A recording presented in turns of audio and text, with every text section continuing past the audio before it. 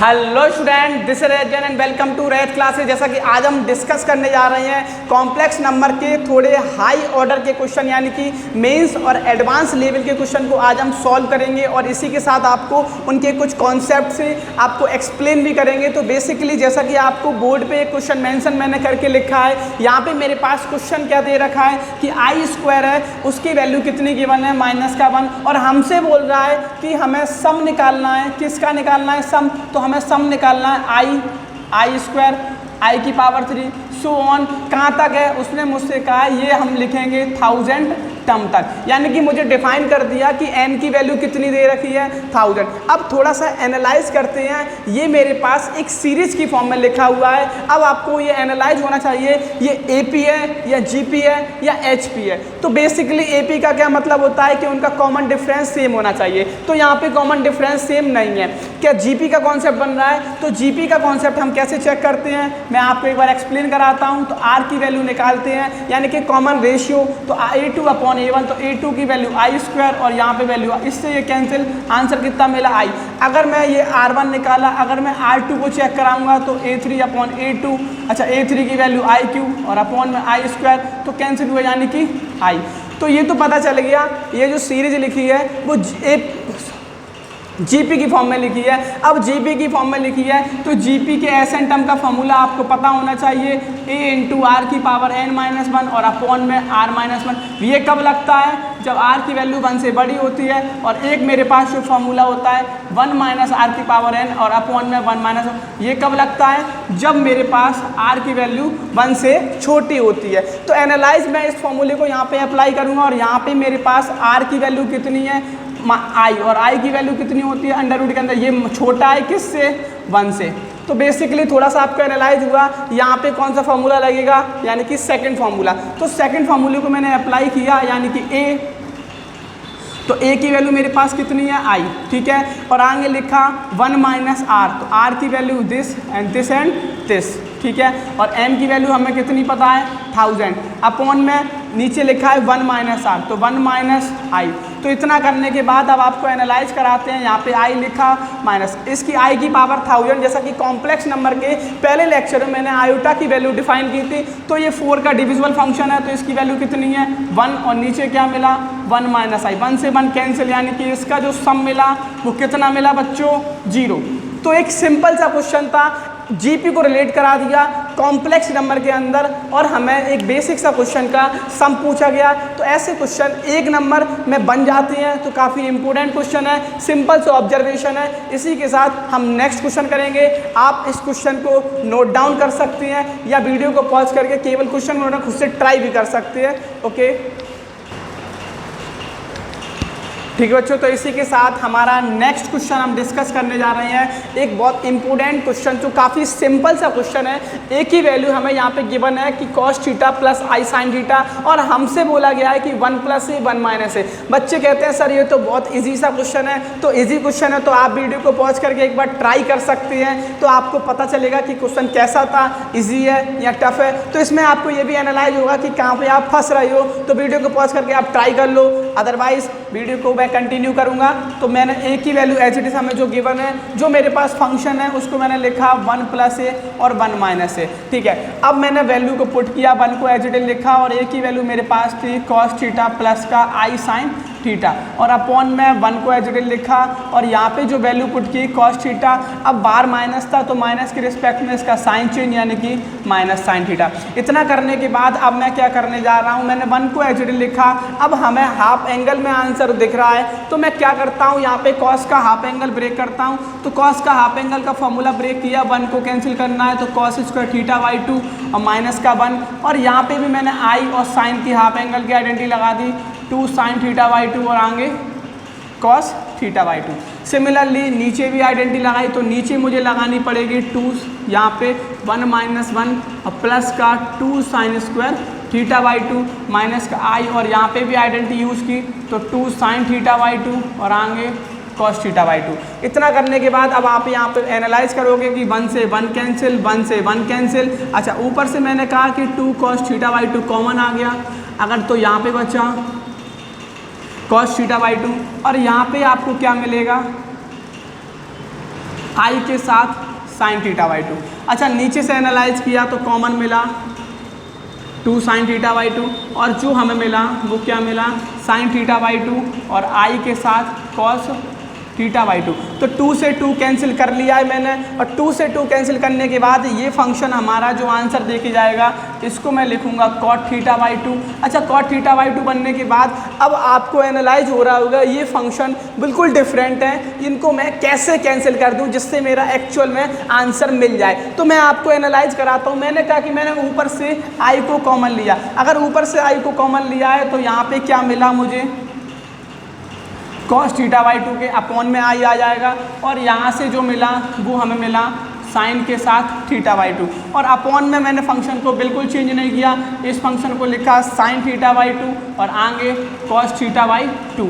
तो इतना करने के बाद अब मैं इसमें क्या करने वाला हूँ आई कॉट थीटा बाई 2, ठीक है। अच्छा इसमें मैंने आई से मल्टीप्लाई और आई से डिवाइड किया तो यहाँ से मिला तो मैंने साइन थीटा बाई को पहले लिख लिया और यहाँ पे मैं डायरेक्ट करूँगा आई स्क्वायर की वैल्यू मेरे पास -1 होती है तो इसको मैंने ऊपर लिखा माइनस का आई कॉस थीटा बाई 2 और अपॉन में भी जो लिखा है वो साइन थीटा बाई 2 और माइनस का आई कॉस थीटा बाई 2। इतना करने के बाद ये दोनों फंक्शन कैंसिल आउट हो गए और एक छोटू सा हमें आंसर मिला I is equal to cot theta by 2। तो मैं कह सकता हूं कि इसका ऑप्शन क्या है, यानी कि ऑप्शन नंबर बी।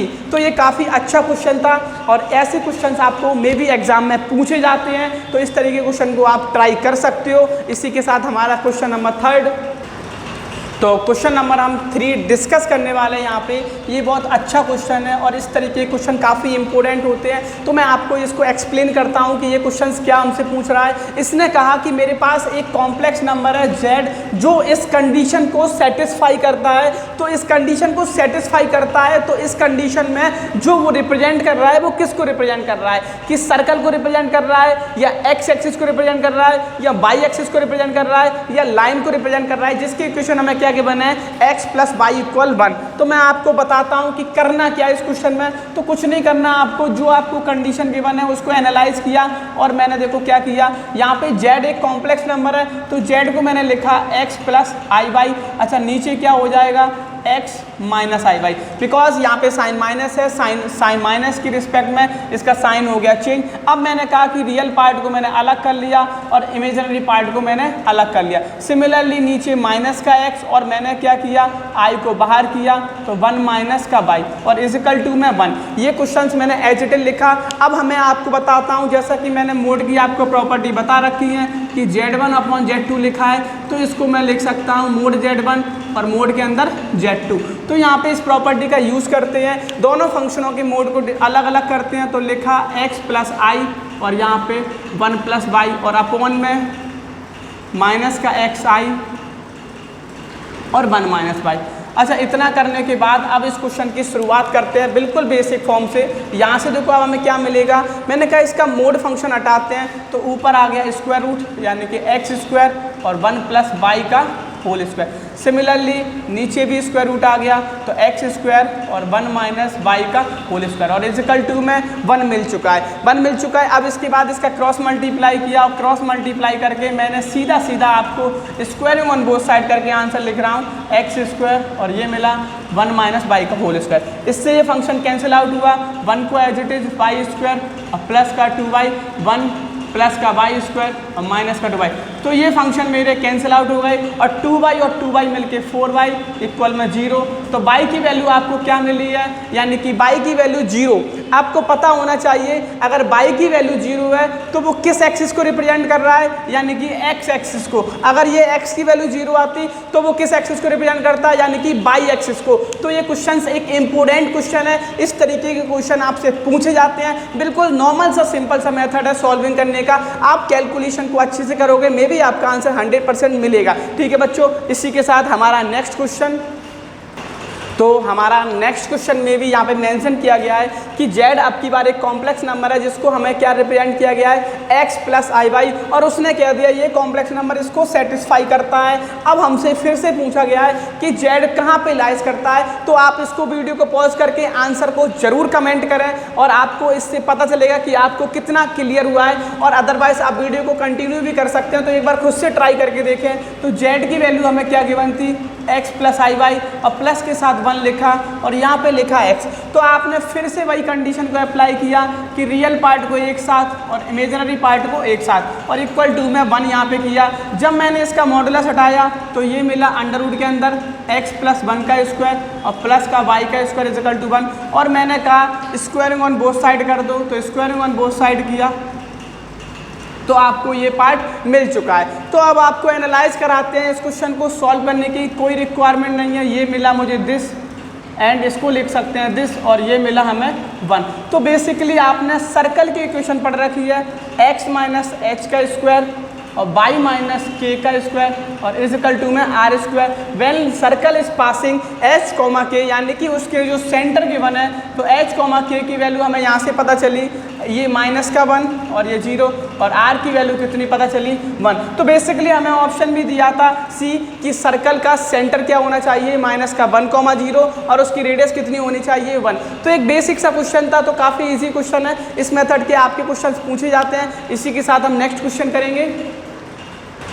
ठीक है, तो हमारा नेक्स्ट क्वेश्चन हमने लिया है कि एफ जेड की जो वैल्यू हमें गिवन है वो 7 माइनस जेड और अपॉन में 1 माइनस जेड स्क्वायर, और क्वेश्चन में हमसे बोल रखा है कि यहाँ पे जो जेड लाइज कर रहा है यानी कि जेड की वैल्यू जो गिवन है वो 1 + 2 आयोटा गिवन है। तो हमसे बोला गया है कि अगर modulus function of F Z क्या मिलेगा। तो सबसे पहले मैं आपको थोड़ा सा बेसिक करवाता हूँ इस क्वेश्चन के अंदर। अपन जेड की वैल्यू अपने पास कितनी गिवन है 1 + 2i, तो यहाँ से मैं जेड स्क्वायर की वैल्यू निकालता हूँ। तो जेड स्क्वायर की जो वैल्यू मिली वो 1 + 2i का स्क्वायर यानी कि 1 और प्लस का 4i स्क्वायर और प्लस का 2 2 जा 4i। तो यहाँ से ये मिला आई स्क्वायर की वैल्यू माइनस का 1 तो 1 माइनस का 4 और प्लस का 4i, तो ये वैल्यू मिली तो 3 + 4i। तो ये मेरे पास किसकी वैल्यू मिली है यानी कि जेड स्क्वायर की। अब इतना करने के बाद आप क्या करोगे, आपके पास जो फंक्शन गिवन है उसमें इस वैल्यू को पुट करते हैं। तो 7 को एच डी लिखा माइनस जेड की वैल्यू हमें कितनी गिवन है 1 + 2i अपॉन में 1 को एच डी लिखा और जेड स्क्वायर की वैल्यू थी माइनस का 3 और प्लस का 2i। तो इसको सॉल्व किया तो 6 प्लस का 2i मिला और नीचे जो फंक्शन मिला वो मिला यानी कि 4 और माइनस का 4i। तो ऊपर से मैंने 2 कॉमन निकाला तो ऊपर मिला 3 + i और नीचे से 2 कॉमन निकाला तो मिला 2 - 2i। इतना करने के बाद अब आप इस फंक्शन का मॉडुलस ले लोगे। तो मॉडुलस मैंने लिया और मैंने अलग अलग इसके स्क्वायर रूट के फंक्शन लिखा। तो ऊपर स्क्वायर मिला तो 3 का स्क्वायर 9 और प्लस का 1 और इसका स्क्वायर किया तो 2 का स्क्वायर 4 और प्लस का 4। तो यहाँ से इसका एक्चुअल में आंसर मिला 10 और अपॉन में 8, तो इसको कैंसिल किया यानी कि 5/4। तो ये हमें आंसर मिला √5/2। अच्छा, √5 मेरे पास मोड जेड की वैल्यू है, यहाँ से मैं आपको एनालाइज करा सकता हूँ। 1 और 2 का स्क्वायर 4 तो ये मिला √5। तो यानी कि जो आंसर मिला है वो कितना मिला है मोड जेड और अपॉन में 2। तो इसका ऑप्शन क्या मिलेगा बच्चों, ऑप्शन ए। तो एक बेसिक सा क्वेश्चन था, इसी के साथ हम कंटिन्यू नेक्स्ट क्वेश्चन करें। तो स्टूडेंट्स हमारा नेक्स्ट क्वेश्चन जो मेंशन किया है i की पावर 5 + i की power 6 is equal to i की पावर 7 + i की पावर 8 + i की पावर 9 और अपॉन में 1 + i। और आपसे बोला गया है कि इसका आंसर क्या होगा। तो कॉम्प्लेक्स नंबर के पहले लेक्चर में मैंने आपको इन सब की वैल्यू को आइडेंटिफाई करने सिखाया था। तो इनकी वैल्यू को मैं डायरेक्टली आइडेंटिफाई कर सकता हूँ। आपको बताता भी चलूँगा कि i की पावर 5 का मतलब है i की पावर 4 × 1, तो i की पावर 4 की वैल्यू 1 होती है, तो आंसर मिला 1। i की पावर 6 को अगर आपको ये क्लियर करना है तो आप मेरा कॉम्प्लेक्स नंबर का फर्स्ट लेक्चर को देख सकते हैं और सर्च कर सकते हैं कूल मेंटोर कॉम्प्लेक्स नंबर, आपको आसानी से वीडियो के थ्रू अच्छे से क्लियर हो जाएगा उसमें। अब i की पावर 6 की बात करते हैं तो i की पावर 6 का मतलब i स्क्वायर, i की पावर 7 की बात करते हैं तो i की पावर 3 और i की पावर 8 की बात करते हैं तो यहाँ पे जो इसका आंसर मिला वो हमें मिला 1। और i की पावर 9 की बात करते हैं तो इसका आंसर मिलेगा i, बिकॉज i की पावर 8 का 1 ही आंसर होता है और नीचे मिला 1 + i। इतना आपने एनालाइज किया और यहाँ से मैं देखो क्या कर रहा हूँ, इसको as it is I square की वैल्यू माइनस का 1, इसका मतलब माइनस का i प्लस का 1 और यहाँ पे प्लस का i और अपॉन में लिखा 1 + i। तो आई से आई कैंसिल, -1 से ये कैंसिल, तो अपने पास एक आंसर मिला i/1 + i। अच्छा, इतना करने के बाद आप क्या करोगे, इसमें मैंने रेशनलाइजेशन कर दिया। अच्छा, रेशनलाइजेशन मैंने किया तो ऊपर मिला i और माइनस का i² और नीचे 1 का स्क्वायर माइनस का i का स्क्वायर 1। i के स्क्वायर की वैल्यू -1 होती है, यानी कि यहाँ से जो आंसर मिला वो i + 1 और 1 + 1 यानी कि नीचे का आंसर मिला 2। तो इसका जो एक्चुअल में आंसर मिला यानी कि 1/2 और 1 + i। तो इसका आंसर क्या मिला बच्चों, आंसर ए। तो ये आपके लिए काफ़ी हेल्पफुल हो सकता है। आप पहले कॉम्प्लेक्स नंबर के फर्स्ट लेक्चर को रीड कर सकते हैं, उसमें मैंने आपको आयोटा से रिलेटेड बहुत सारे क्वेश्चन करा के दिए और आपको वैल्यू निकालने की शॉर्ट ट्रिक्स भी बताई थी। तो उस लेक्चर को आप फॉलो कर सकते हो और कंटिन्यू करने के बाद आप इस तरीके के क्वेश्चन को आसानी से कर सकते हो। इसी के साथ हमारा नेक्स्ट, तो बच्चों हमारा नेक्स्ट क्वेश्चन यहाँ पे दे रखा है z - 5i और z + 5i। और हमसे अब इस क्वेश्चन में क्या पूछा है कि हमें लोकस फाइंड करना है, वो भी किसका, z का। इसका बेसिक मतलब क्या है, ये बताना है कि z के थ्रू क्या मिलेगा आपको, z कहाँ पे लाइज किया। तो बेसिकली हम इसको एक्सप्लेन करते हैं। आपके पास जो कंडीशन गिवन है आप इसी को ले लो और जहाँ पे x लिखा है वहाँ पे मैंने लिखा x + i/, और माइनस का 5i और also equal to x + i/, और प्लस का 5i। इतना करने के बाद आप यहाँ से थोड़ा सा एनालाइज करोगे, तो एनालाइज किया मैंने, x को एज इट इज लिखा और यहाँ से i कॉमन, तो फंक्शन मिला y - 5। यहाँ से मैंने लिखा तो x लिखा और i कॉमन और फंक्शन मिला y + 5। इतना करने के बाद आप इसमें अंडर रूट वाली प्रॉपर्टी को फिर से ऐड करोगे, तो इसका मोड हटाया, तो मोड हटाने के बाद आप इसको एज इट इज लिख सकते हो। और यहाँ पे भी ये x², यहाँ पे y + 5 का होल स्क्वायर। अब मैंने क्या किया, स्क्वायरिंग ऑन बोथ साइड किया, तो ये x², इसका स्क्वायर खोला, तो जी आप स्क्वायर को आसानी से खोल के इन क्वेश्चनों को सॉल्व कर सकते हो। y² प्लस का 25 और प्लस का 10y, तो x² y² और 25, x² y² और 25 कैंसिल हुआ, 10y एक तरफ यानी कि 25 = 0। तो y की वैल्यू आपको कितनी मिली, 0, यानी कि y की वैल्यू 0 है। तो z एक्सिस का जो लोकस है वो क्या होना चाहिए, x एक्सिस, बिकॉज क्योंकि यहाँ पे y की वैल्यू 0 होती है तो वो रिप्रेजेंट करता है x एक्सिस को, अगर x की वैल्यू 0 होती है तो वो रिप्रेजेंट करता है y एक्सिस को। तो एक सिंपल सा ऑब्जर्वेशन था, इसी मेथड के क्वेश्चन मैंने आपको और भी लगाए हैं, तो अच्छे क्वेश्चन हैं। इसी के साथ हमारा नेक्स्ट क्वेश्चन